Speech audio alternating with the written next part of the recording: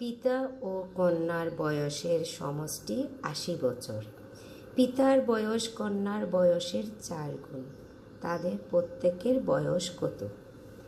এই অঙ্ক যখন আমরা সমাধান করব, আমরা প্রথমে ছবির মাধ্যমে বুঝিয়ে দিব। যেহেতু এখানে পিতা ও কন্যার বয়সের সমষ্টি ৮০ বছর দেওয়া আছে, কিন্তু পিতা বয়স কন্যার বয়সের ৪ গুণ। পিতার বয়স কন্যার বয়সের ৪ গুণ। ছাত্ররা কিন্তু পিতার বয়স কন্যার বয়সের ৪ গুণ, এটা কিন্তু বুঝতে ওদের অনেক অসুবিধা হয়। তাই আমরা প্রথমে ছবির মাধ্যমে বুঝাবো। পিতার বয়স কন্যার বয়সের ৪ গুণ। আমি আবার বলবো, পিতার বয়স কন্যার বয়সের ৪ গুণ। মানে কন্যার বয়স যদি ১ গুণ হয়, ১ গুণ, দেখো আমি এখানে, এটা হলো কন্যার বয়স ১ গুণ, এটা আমি ধরেছি কন্যার বয়স, কন্যার বয়সের কিন্তু ১ গুণ। তাহলে কন্যার বয়সের ৪ গুণ, ৪ গুণ হলো পিতার বয়স, তাহলে আমার এটা কন্যার বয়স, এর ৪ গুণ, এর সমান সমান ৪ গুণ পিতার বয়স। আমি এই একটা দিয়েছি ১ গুণ, ৪ গুণ বলছি, ২ গুণ, ৩ গুণ, ৪ গুণ। তাহলে আমি ওদেরকে বলবো আমি কি করেছি, কি ছবিতে কন্যার পিতার বয়সটা আমি এখানে দিয়েছি। তাহলে পিতার বয়সটা হলো ১, ২, ৩, ৪টা, কন্যার বয়সের ৪ গুণ। পিতার বয়স কন্যার বয়সের ৪ গুণ। তাহলে ১, ২, ৩, ৪, মানে এটা আমি কন্যার বয়স ১ গুণ, তাহলে পিতার বয়স এর ৪ গুণ, তাহলে ১, ২, ৩, ৪। তাহলে সমাধানে আমরা লিখতে পারি পিতার বয়স কন্যার বয়সের ৪ গুণ। হ্যাঁ, আমরা সমাধানটা লিখতে পারি পিতার বয়স কন্যার বয়সের ৪ গুণ। এটা আমি লিখতে পারি, পিতার বয়স কন্যার বয়সের ৪ গুণ। এটা আমি সমাধানে লিখতে পারি পিতার বয়স কন্যার বয়সের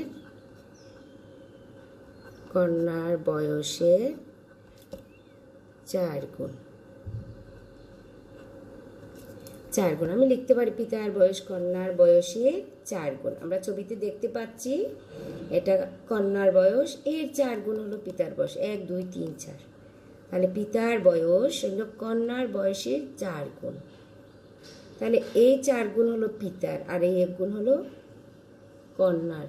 তাহলে আমরা পিতা কন্যার বয়সের সমষ্টি এই কন্যার বয়সের ৫ গুণ হবে। আমরা লিখব পিতা ও কন্যার বয়সের সমষ্টি, কারণ আমরা এখানে পিতা ও কন্যার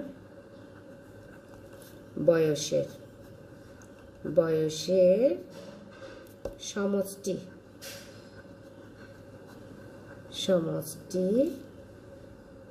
কন্যার বয়সের ৫ গুণ। কন্যার বয়সের ৫ গুণ, কন্যার বয়সের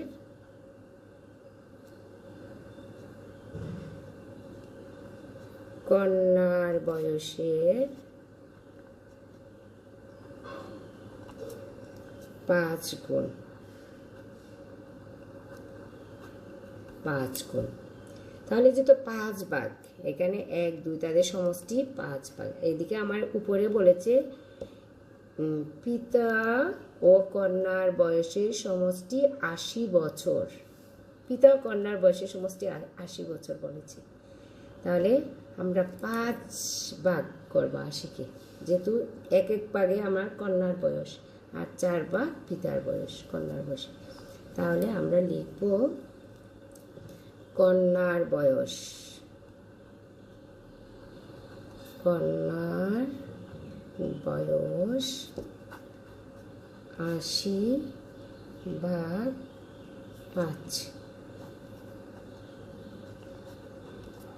16 বছর। 16 বছর। তাহলে 16 বছর হলো আমার কন্যার, এখানে 16 বছরটা হলো কন্যার, এই 16।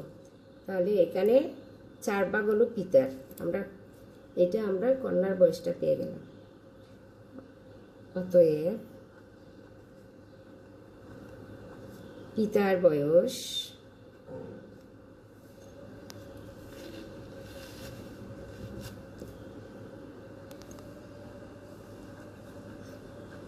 পিতার বয়স 16 × 4, যেহেতু 4 ভাগ কিসের বয়স, পিতার বয়স, তাহলে 64 বছর।